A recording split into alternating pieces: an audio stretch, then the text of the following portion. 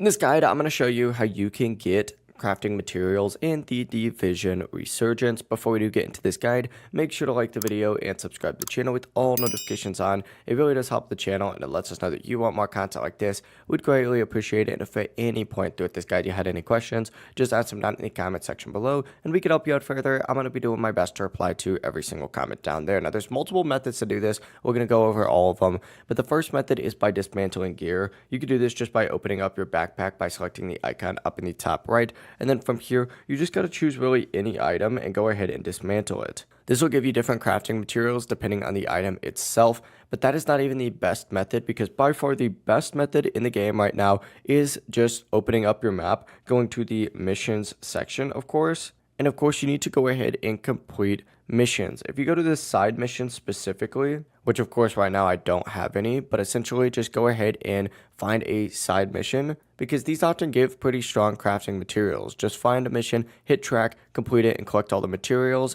And just like that, you've now completed the best way to do it. The main ways, once again, are dismantling gear and completing side missions. If you guys had any questions, just ask them down in the comment section below and we can help you out further. I'm going to be doing my best to reply to every single comment down there. Before you do leave this guide, make sure to like the video and subscribe to the channel with all notifications on. It really does help us out. Let us know that you want more content. Have a great rest of your day though. Peace.